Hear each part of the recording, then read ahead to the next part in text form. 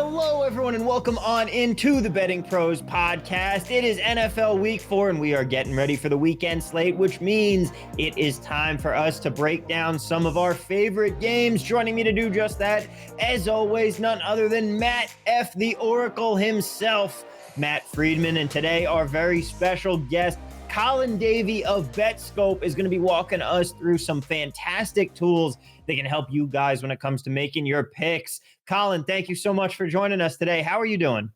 I feel like I got to give a pre-apology because the last time Freedman and I were on a mic together, we're doing golf stuff. So just out of sheer habit, I may be giving my opinions on Hideki Matsuyama, but that is from a distant life, to say the least. Yeah, that's a long time ago.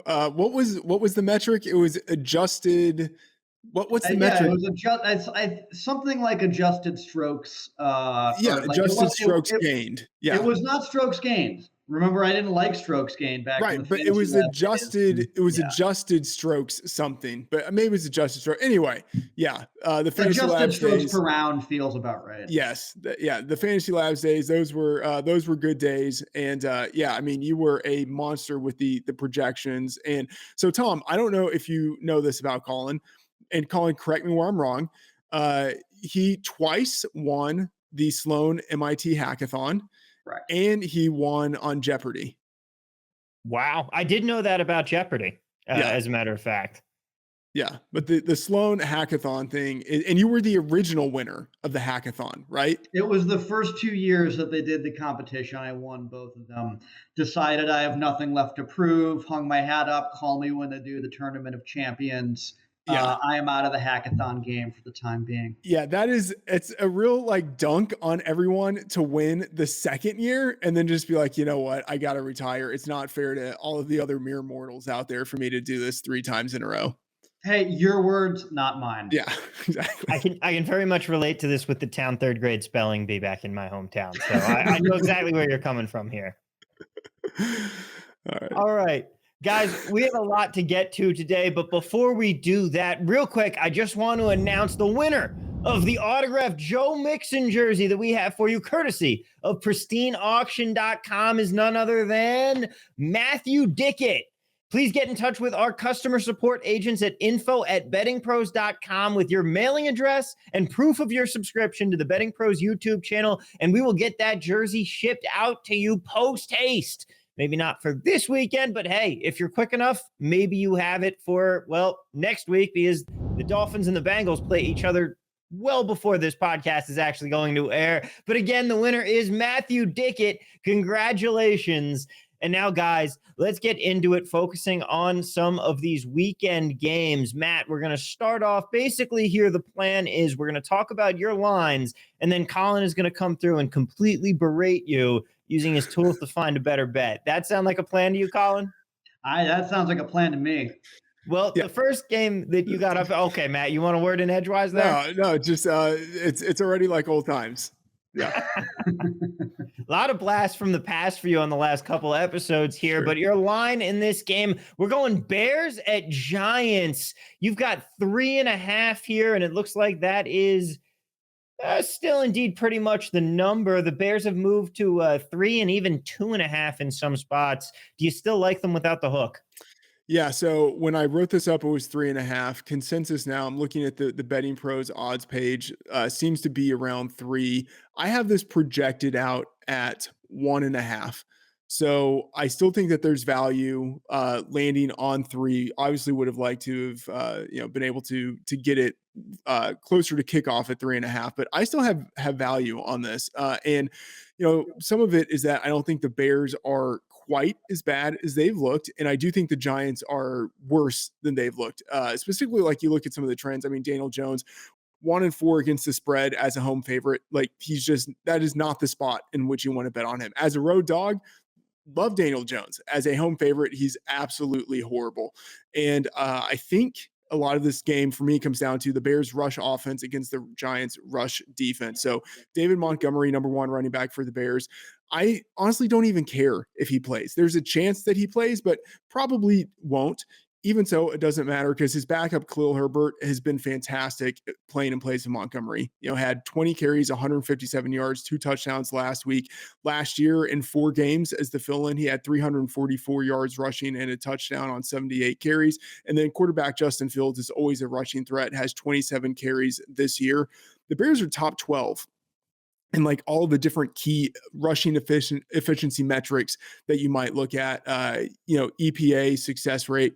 And then the Giants defense is outside the top 20 in those metrics. And there's a pretty good chance they're going to be without defensive lineman Leonard Williams and also edge Jihad Ward. And so I think the Bears control the game for a chunk of it with their running attack. And I think that keeps this close. I want to know the total, not on the score, which frankly you could set it 2 and I might take the under in this game, but total on passes thrown here, because on the one hand, you have Justin Fields, who's thrown the ball 45 times through 3 games this season. Joe Flacco, I'm pretty sure, is averaging more throws than he has all year. But then on the other side with the Giants, all of your receivers are either injured or Kenny Golladay, and that might even be worse. Yeah.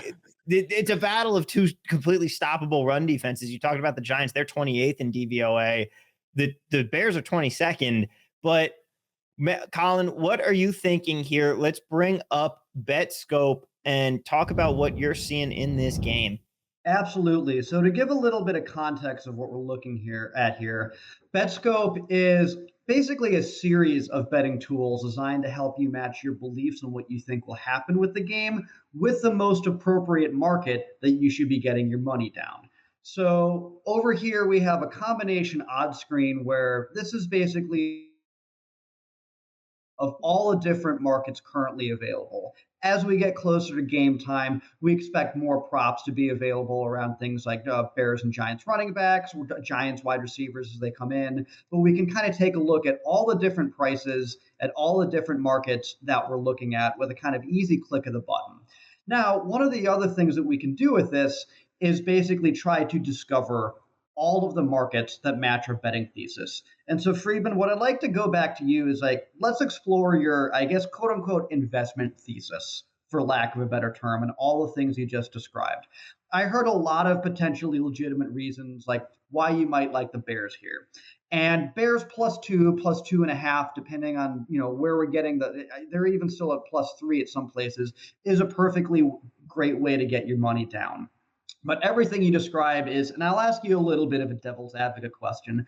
Why did you not settle on Daniel Jones under on the pass props? Why did you not settle on Justin Fields over on his rushing yards? Why are you not necessarily looking at the alternate spread markets to see if there's a slightly better price that captures the same general direction of where you think the game is going to go? How did you settle on just your stock Bears, +3 or +2.5?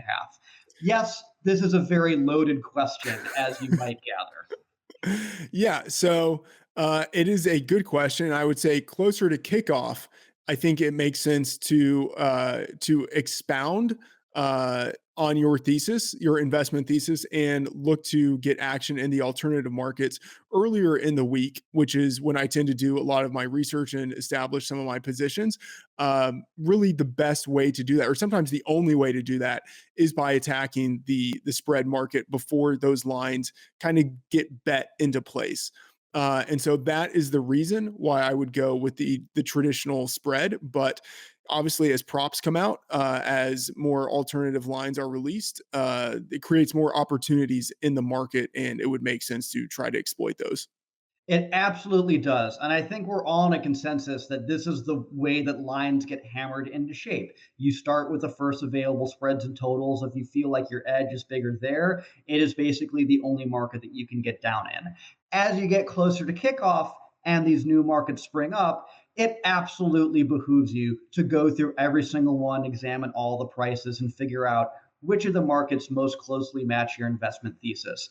As we all know, it is incredibly cumbersome to go through, potentially 80 different markets at 7 different sports books. The permutations can get pretty overwhelming. And for most of us, it's just not feasible to go and odds shop in every single one of those. Combine it with the fact that some of these favorable prices are only available during short windows, and you have to be able to capitalize in a very short time frame window.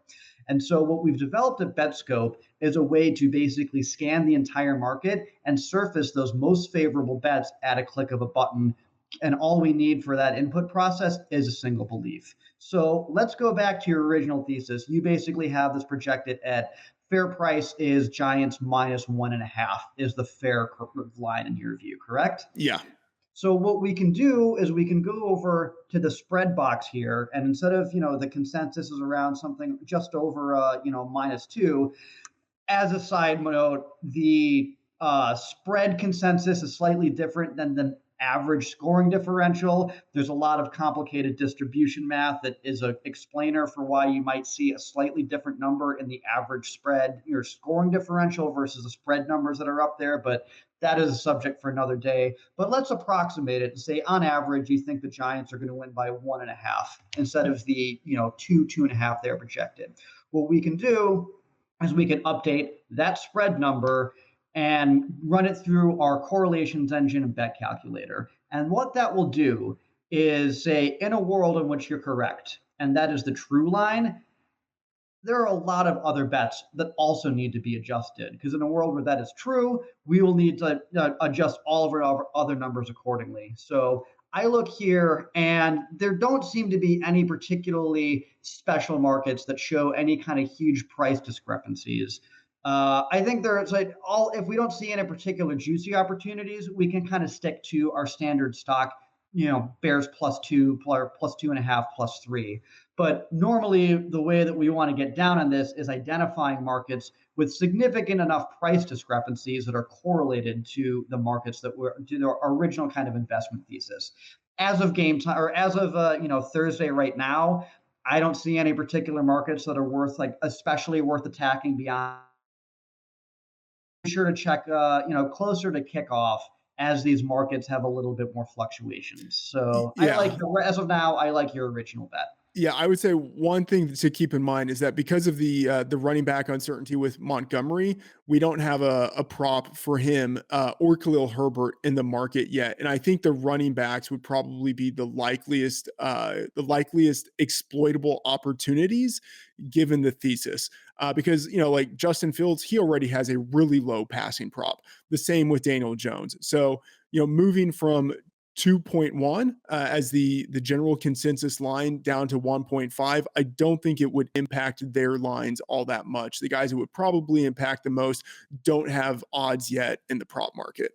Yeah, and I think that what you just described is a process that everyone should really go through. Once you have your investment thesis, you should be really mindful of exactly which markets you're choosing to attack that thesis, because there are too many people that just go through the stock spread and don't really look for any other opportunities in other markets. And the way to really capitalize and supercharge your ROI is to have total awareness of all of those markets at all times. That is far easier to do with a market scanning tool like BetScope that will surface those opportunities automatically given a single input. So what for this game then? You talk about that -1.5 points here. If you were to try and find something for that market, what would you be looking at, Matt? If I look at, at what markets have special, opportunities capitalized, we do see kind of the green highlight around the money line for here. And we do see that there's pretty low synthetic hold. If you're curious on what all of these colors mean, as the boxes and different bets are highlighted using different colors, we do have an explainer up here and kind of the little help box over here that indicates what all these colors mean. In the case of the green box, we see that the synthetic hold, meaning if you take the overall hold or the juice, like when you take the best odds available across all sports books, this is a market that does have low synthetic hold. And so I think if you really wanted to capitalize on that, the best opportunity that's kind of slightly off market from everyone else is the money line at FanDuel, where this is a pretty standard at this point, just a standard line shopping exercise where you can probably squeak out a little bit more ROI capitalizing on Bears money line at +136. You're going to get a little bit of better price there, and you can see when you compare it to DraftKings, like let's say like your thesis is fade Freeman at all times because he's a hack and you don't really want to pay attention to him. Yes. The best way that I would do that would be to capitalize and bet on the Giants money line at DraftKings, because you can see how clearly off market it is from everywhere else. And we'll go out of our way to highlight those markets that have those either really low holds, split markets, arbitrage opportunities. We will go out of our way to highlight the markets that have significant price discrepancies that are indicative of that's maybe the attack vector that you want to go in on for your investment thesis. Yeah. And, to follow up on what Colin said there, I would say in all fairness, if you are on the Bears in this spot, it probably does make more sense to bet the money line versus we'll say like the two that you're getting in the market, because if they're going to have a good game, if they're going to dominate, they're probably not winning by 1 or 2 points. It's probably more like 3. So I don't know. I actually do prefer in general the money line in this spot to the spread. Guys, real quick, I want to talk to you about Sleeper. Sleeper is the fastest growing fantasy platform today with millions of players. You probably already have a fantasy league on there. My friends and I changed over this year, and I absolutely love it. It's a game-changing product unlike anything else in the industry. And now you can win on Sleeper by playing their new over-under game. It's super simple. First, in any sport, choose 2 or more players that you like and pick the over-under. For example, rushing yards in a football game or number of points in a basketball game. Then, choose the amount of money you want to enter into the contest. If you pick correctly, you can win anywhere from 2 times to over 20 times the money you put in. The main reason I'm excited about Over-Under on Sleeper is that it's the only app where I can join my friends' contests and play together. It's got a built-in group chat where I can see and copy my group's picks with the tap of a button, along with Over-Under integrated into the fantasy experience itself. It's insanely fun to ride it out together, so stop what you're doing and download Sleeper now to play their new Over-Under game. Have fun with your friends and make some money. Use the promo code BettingPros when you sign up for a Sleeper account today, and Sleeper will automatically credit your account $100 to get you started. Terms and conditions apply. See sleeper.com for details. Now, how about this next game that we have up here, gentlemen? We're going to be looking at the Cardinals going up against the Panthers. Matt, you have the Cardinals plus 1.5, which is still the line that you're going to be getting pretty much anywhere in this one. And what are you thinking in this game? Yeah, I have the Cardinals as 1.75 favorites in this game. Like, I do not think there is a world in which Carolina should be favored. Like, Same. Yeah, I do not see it.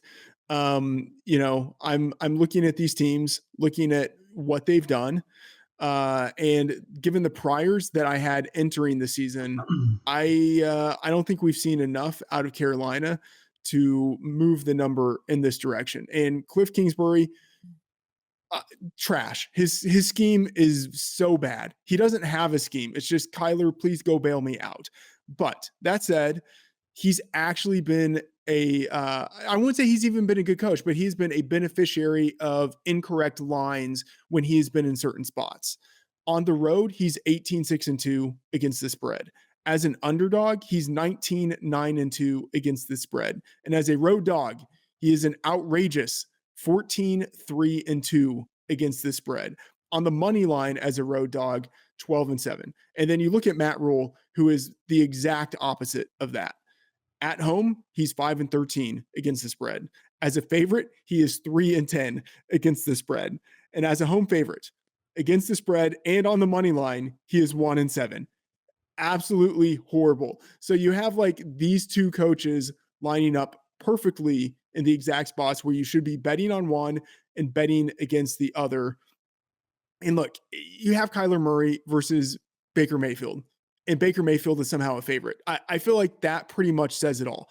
Both of these teams have similar advantages in the running game. The Cardinals offense is number 2 in rush success rate. The Panthers defense is number 15 in that metric. And then the Panthers offense is number 2 in rush EPA. The Cardinals defense is number 15 in that metric. I think both teams want to lean on the ground game, but when the Cardinals choose to pass, they have Kyler Murray, and he has a massive edge relative to Baker Mayfield and a direct edge against the Panthers defense.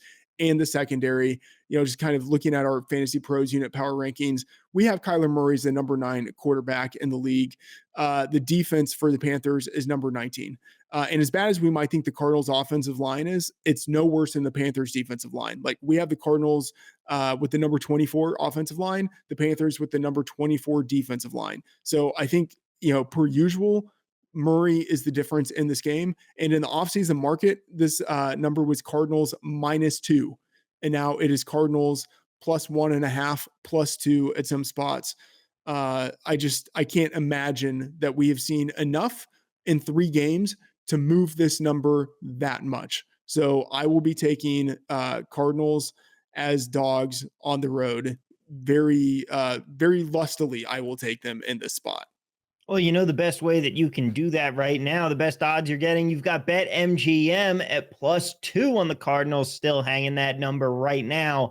And if you wanted to take advantage of a great offer to bet that at BetMGM, you should sign up for an account today and use the promo code BettingPros for a $1,000 risk-free bet right off the bat. Maybe you use that on this Cardinals +2 line. Just saying, there's some potential there. But Colin, where would you be looking given all of the tools at BetScope? What is that telling you is the best play here in Cardinals versus Panthers? So coaching-driven investment theses or lines or angles, whatever you want to take, are usually pretty tougher to diagnose because, normally when we're talking about how we think the game is going to go slightly different in the market, we can key it in on, specific player matchups. I think coaching tendencies and how they affect and all those trends and things like that are real, but it's really tougher to transmute that into something like the prop market where you have a clear cut, like this will influence, like this particular player will play better or worse than usual. And so I tend to lean into just, you can stick with the standard spreads and total stock markets, but usually there is some value to be found in the alternate markets as well. So one thing we also highlight here is all of these alternate spread markets. And what we see is interesting is there's already been some pretty significant price movement in the meantime, because there was a moment here where we did see at some point Arizona +7 was getting a pretty favorable price from Barstool, only at around -310. Since then, it's moved to -385. So there are clearly other people patrolling these same markets. This is an interesting problem to solve because, Freedman, I could ask you, like, great, if you like Arizona at, -1, you think, the true line for this game should be +1 over here. By transitive property, if you like Arizona +1, you probably also like Arizona +7 as well. Like, you think that's more likely to hit than the quote unquote consensus market price, correct? Yeah, so Arizona, right? I guess they're +1, and so yeah, if I like Arizona +1, I would like Arizona at +7, just depending on what the juice is. Exactly. So Yeah. that is the trickiest question, depending on what the juice is. And so if I were to put you on the spot, which I guess I am right now, if you like Arizona +1 at -110, at what price would you bet Arizona +7? I'm going to stop you there because I think that is honestly a difficult question to ask unless you're kind of knee deep in knowing like what the value is of 6 points. Like we all know like a value of a point, maybe half a point and stuff like that. Unless like you're knee deep in distributions, that may not be something you can answer, in 5 seconds. Yeah, Well, that is absolutely well, let me think about this a I, little bit. I, I would say maybe it's okay, so maybe -250, 275. Yeah. Thomas, you gonna take a crack at it? um, well, +1 at -110 is equal to +7 at -300. Yeah, it depends on what your view of the distribution of outcomes is in that game. And so we all have standard calculators, we can kind of look up and kind of make those inferences. It's very difficult to do on the fly if you notice that there is a window of opportunity to lock in those good prices and do that math. We can do it, but one of the things we pride ourselves on BetScope is having that math integrated under the hood, where if you can just put in your original thesis, we will do all of that distribution math for you and tell you whether or not it is a positive expectation bet or not. Now, I see here that price is no longer available at Barstool. It used to be at -310. It has since moved to 385. It's unfortunate that we can't get that price anymore, but all the same, we can change our stats accordingly, run it through the calculator, and see if there's any additional opportunities. As of the quick assessment here, as a reminder of like what I'm looking at when all of these dots are here and our games drop down menu, that will tell you how many markets there are of each price discrepancy type, whether it's low hold, whether it's split market, whether that's arbitrage. As of filming time, I don't see anything available for Cardinals Panthers, but we'll also notice that we only have quarterback props up. And so it's not particularly surprising that given that there are no like prop markets, there aren't potentially many available betting markets with price discrepancy opportunities. So similar to the last game, I would check this closer to kickoff as more of these markets come online and we can kind of see is there, price movement in all of these different areas. Yeah, it's a game in which both starting running backs are dealing with injuries, and so props haven't been released for them. And the wide receiver units for both teams, they're pretty mediocre. And so, there might not be a robust prop market for this game, even as we get closer to kickoff. There will be more props released, but we might not have the full menu that we otherwise would if these teams were actually functional. You're not kidding about the mediocrity of the passing offenses. The Massey Peabody unit grade for the passing offense for the Cardinals this week, 4. It's on a scale of 100. Yeah, that's amazing. Honestly, like surprising to me. But how does this number change? Because the spread right now isn't 1; it's 1.5. How does that? If we were to change it to 1.5, how does that affect your calculations? Does it bring up anything for us there? I think that just given the lack of markets and just like kind of the low, maybe liquidity is not the right term, but just like given the lack of like attack vectors, I don't think it's going to change much because, when you're really looking for opportunities, sometimes it's kind of the classic, like you can only play against what the defense gives you. The analogy here is if there just aren't a lot of markets to get down on, there's probably not going to be as much opportunity. So you kind of are limited by what the books offer. That's why it behooves you to stay patient, monitor the odds as the week progresses, and just monitor tools like these to see, when the opportunities arise, you will see it and the notifications of whatever opportunities were surfacing here kind of alert you to, at least the presence of certain markets that you should be attacking. Well, let's see if there's anything better to attack in our next game up here. We've got the Denver Broncos and the Las Vegas Raiders. Denver heads to Las Vegas as 2.5-point dogs in this one. And Matt, I already know your answer because you have been so low on the Raiders all year. And in all fairness, it's kind of working out as they do sit at 0-3 here in this one right now. So I can't really poke holes in your theory. But that being said, I'm on the opposite side of you in this game here. You're going with the Broncos. Yeah, I have Denver as a slight favorite, 0.25 points. I think they should be favored. And so at, plus 2.5, I'm seeing, pretty significant value there. And there are a number of, I think, ways in which you could look at this and say, I just don't buy it. Like one, you could just look at the Raiders record for one, but we will dive deeper than that. But I also say Derek Carr, it's not that he should never be favored. Okay. But he's 13-25-1 against the spread as a favorite.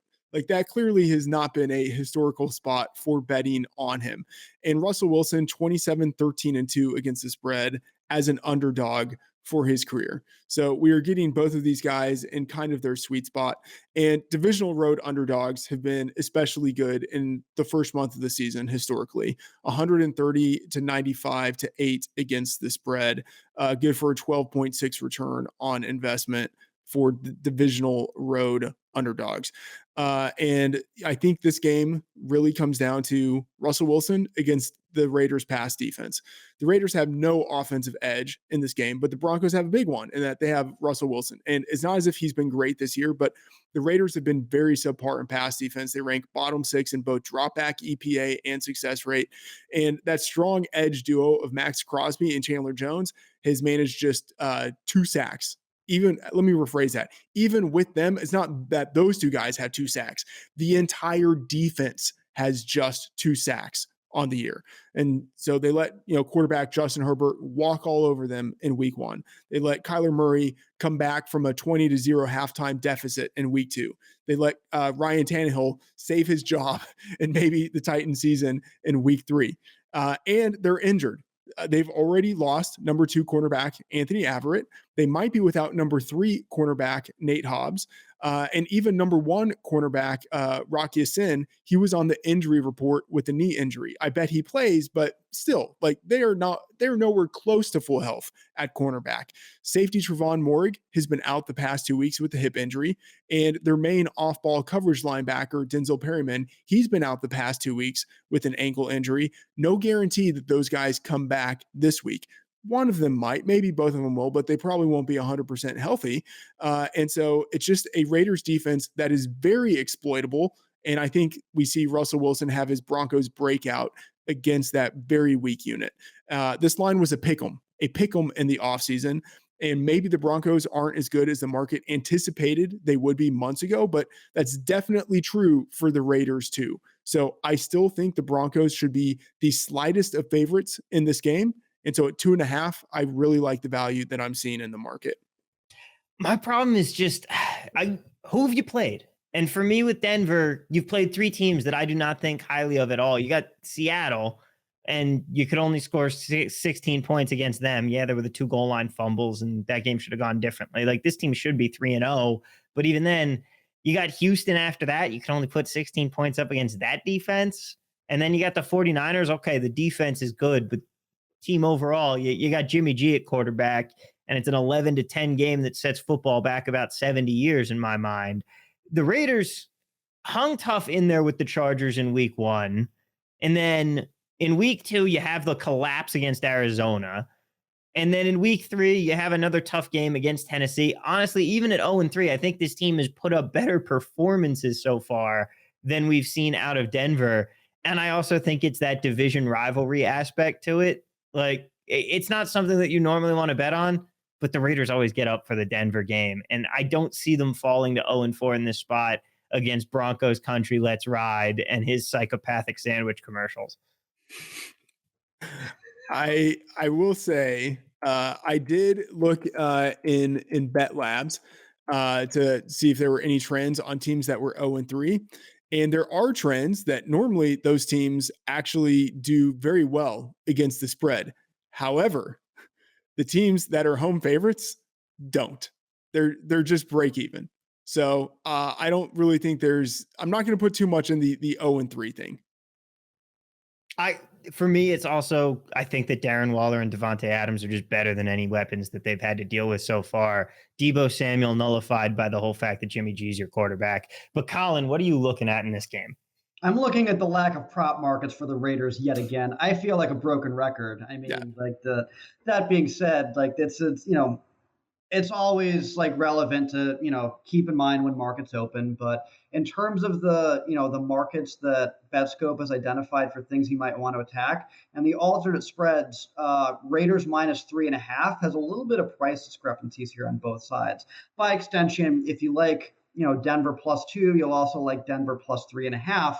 And what it's able to detect with the way that it runs its distributions under the hood is sometimes people will do critical mispricing things like make the hook a little bit too cheap. I think Denver +3.5, like we all know the value of the hook. We don't need to, expound on that a lot, but you can see all the other books have kind of priced it accordingly, or in the high -130, sometimes into the -140. Barstool only has it at -130. So we're identifying an opportunity where they've probably mispriced the hook a little bit, made it a little bit too cheap. The payout is a little bit less, but if it comes down to maybe it's within a field goal, that hook is going to give you the extra range of outcomes that you need. So I think there's opportunity to take the hook at Barstool because I think it made it a little bit too cheap in the alternate spreads market. They're offering 3.5 -130 right now. Yeah. Yeah, you got to jump on that number. That should be -148. We have it set up also as well, so you can just click on it and it'll take you right to the game page. One of the critical things, and it's really underrated when you're trying to get down, is as these opportunities are, sometimes fleeting only in minutes, the less friction you can reduce between identifying opportunities and just getting to the page. We take pains to make sure that we are going to get you with all of our embedded links to that page and to that exact bet as quickly as possible. Because at some point, this is a timing question, not a ability to identify the edge question. So you really have to utilize every tool at your disposal to make sure that you're capitalizing on these mispricings.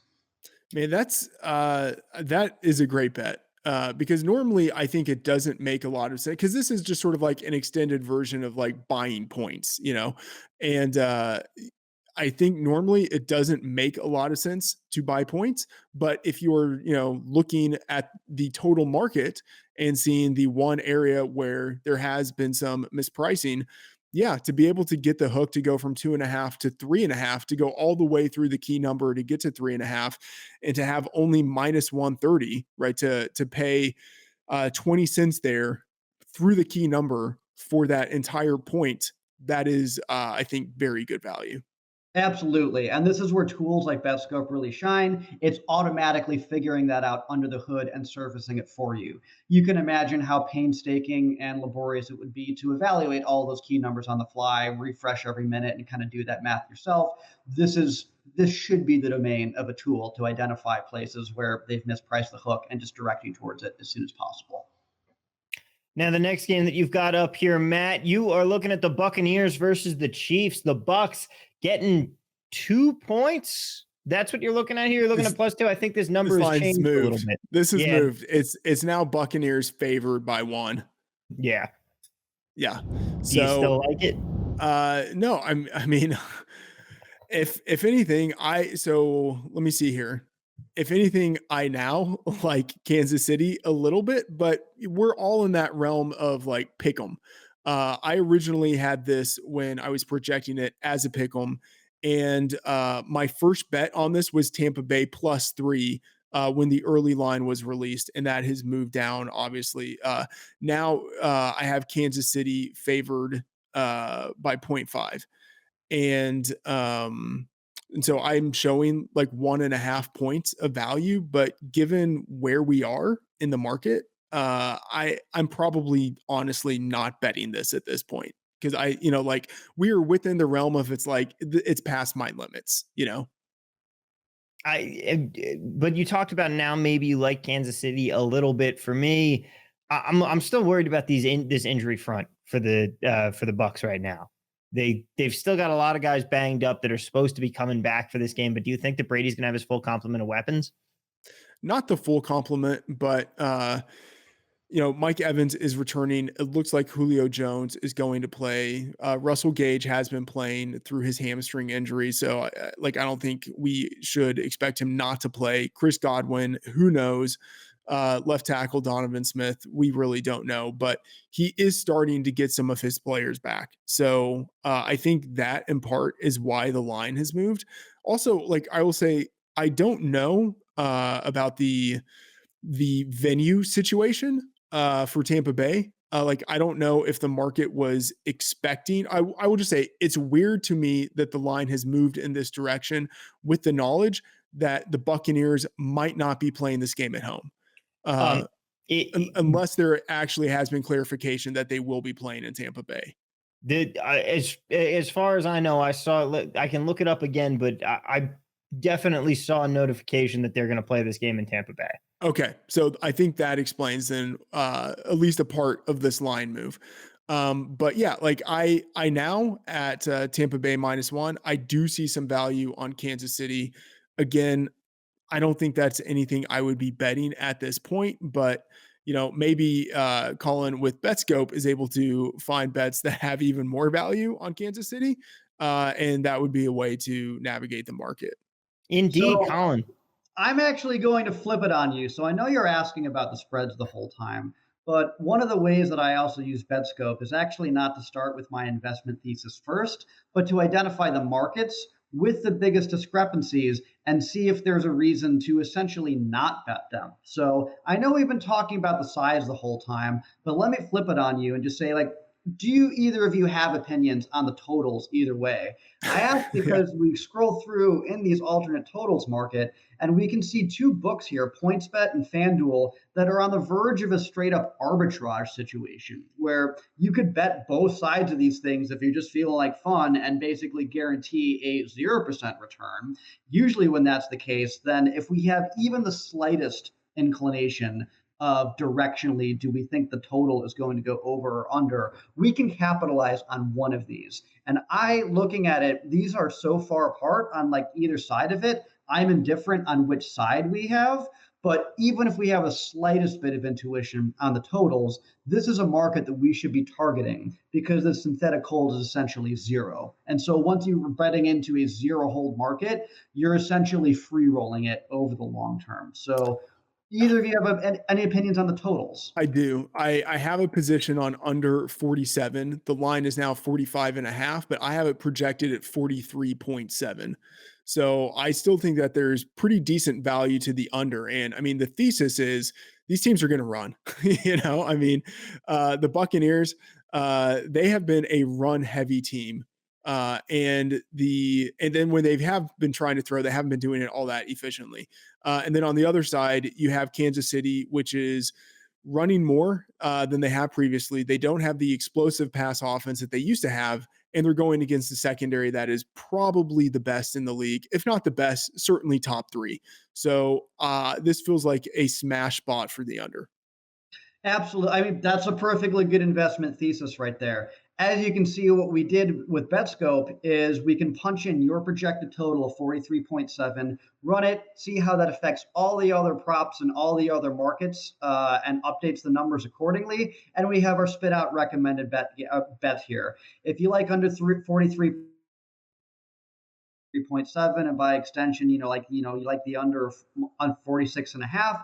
You also like the under of 38 and a half, taking on a little bit more risk for a little bit more payout. As we saw in that previous prop tool comparison, FanDuel has the under 38 and a half with a pretty significantly higher payout than the rest of market consensus. If I want to target the under, I feel like this line at this payout at FanDuel is the best way to target it. And again, that's where things like distributions shine and all of the math we have under the hood that basically does that full range of outcomes for you. We will surface those opportunities where if you like the under in general, let's figure out the exact totals and the exact payouts that will maximize your return and just give you kind of a pre-selected sort order of exactly where you should be going to get that down. Yeah, 38 and a half. That is interesting. It's not all that far from 43.7, and you're still with the key number of 38 there. So I do find that one interesting, especially you said plus 250. That's pretty significant. 250 is large. Even just comparing to other books, it is large. Like, that is like a spot where you maybe want to take on a little bit more risk because the higher payout is in fact worth it. Yeah.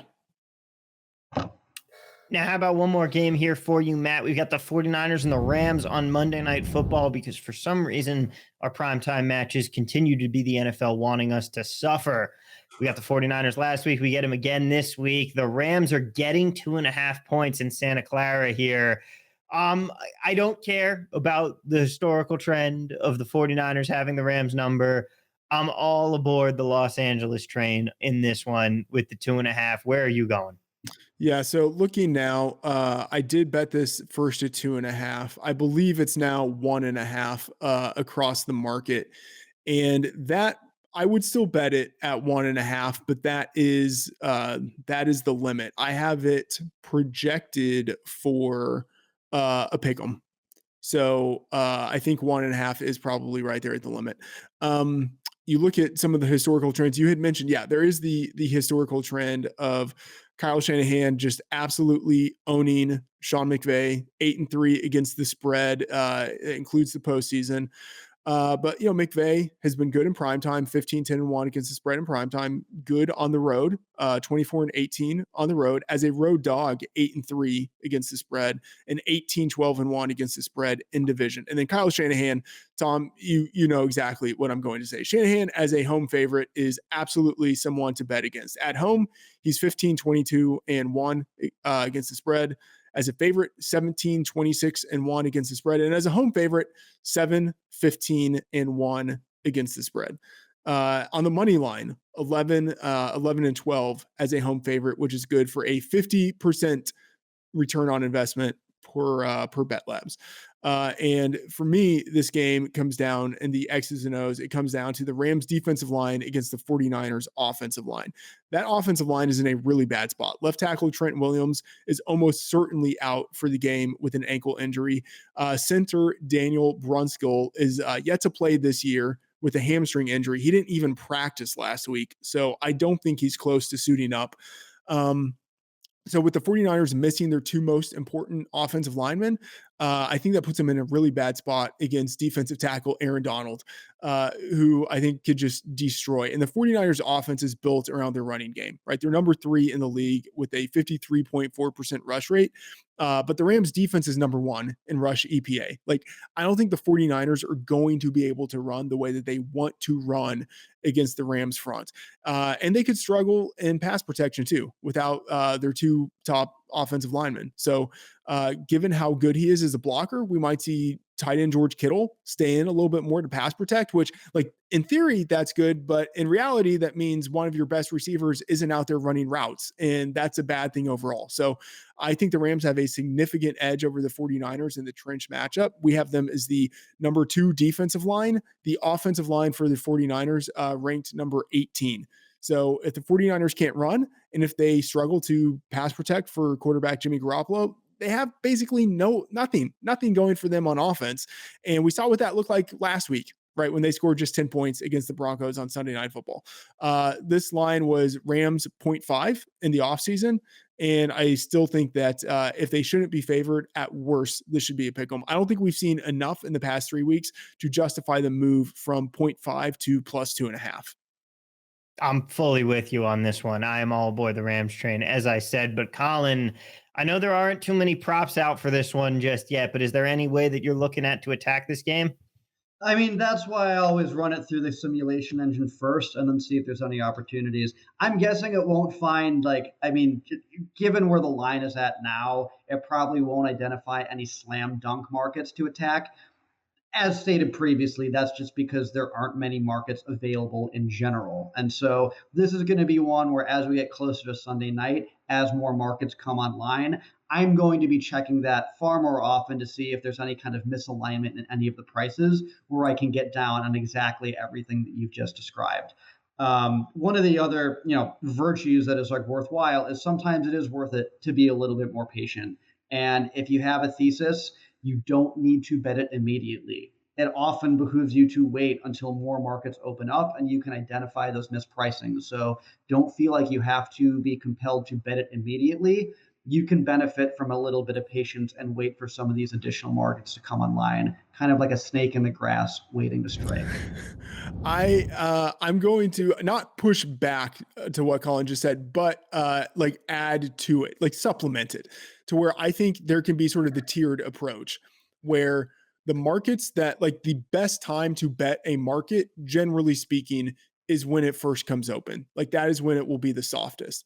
And so if you like betting on spread, total, money line, I think it's earlier is better for betting on that if you actually have an edge there. And then as other markets come open, you can continue to employ your thesis in attacking the other markets. So, and I will say, like, this is sort of like getting into like the practicality of like how you sports bet. If you attack only the alternative markets, like, that will flag pretty quickly to a sports book that, like, not necessarily that you are sharp, but that, like, you are not a square, that, like, you are looking at things outside of what the ordinary bettor looks at.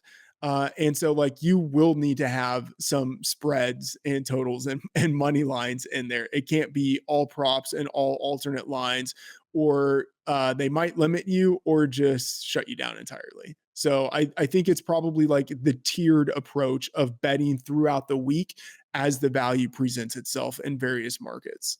Because the other factor there with betting the market early as it's went into the softest, you get the advantage of the softest market, but the disadvantage of the least amount of information. Right. There's anything that can happen between Sunday night and the next week, guys getting hurt in practice, injury reports coming out from guys that we were waiting on. And obviously, if you're waiting for the Thursday night game with Tua and it looks like he just left the game with a concussion, you're not going to go ahead and bet that Thursday night line before you get that information. But with guys and things that can happen over the course of the week, it is that drawback, and you have to make that balance where you want to do it. Yeah, I mean, I think that's right. I would say that, yeah, the information, there's like the wide range, right? To where if there's not much information that you are waiting on for a game, Mhm. then it probably makes sense to bet it early. If there is a lot of information that you're waiting on, you still might be able to bet it early, but you might still want to think about the way in which you're doing it to try to leverage the uncertainty that is in that market. Indeed. And also the big thing that has changed from betting over the last 2 years to betting now, of course, the last 2 years, it was really hard to bet early because you never knew what was going to happen on Saturday night when it came to guys being out with the Rona for the week. And Yeah, that's finally yeah, behind us now. I yeah, do not miss those betting days. yeah, absolutely. Now it just gets marked as illness Yep. on the injury report. Yeah.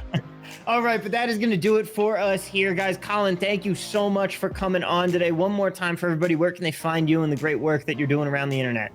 You can find me on Twitter at the handle of ADJ Baseline, and then if you want to take a look at the tool yourself, which is currently free to use, you can go to BetScope.io and run all of your theses and through our recommendations engine to surface the best markets that you should be attacking for all of your bets. Thank you once again so much for coming on today. The BetScope tool was very fascinating. I am excited to put it to good use in my betting. But for now, for Colin, Matt, and myself, Tom, that is going to do it for us. Best of luck this weekend, guys. Don't forget, if you want to bet, go to betmgm.com, sign up for an account today. Use the promo code BettingPros when you sign up, and you'll get a $1,000 risk-free bet. And once again, thanks and congratulations to Matthew Derrick on winning our signed Joe Mixon jersey. That's going to do it for us, folks, and we will see you next episode.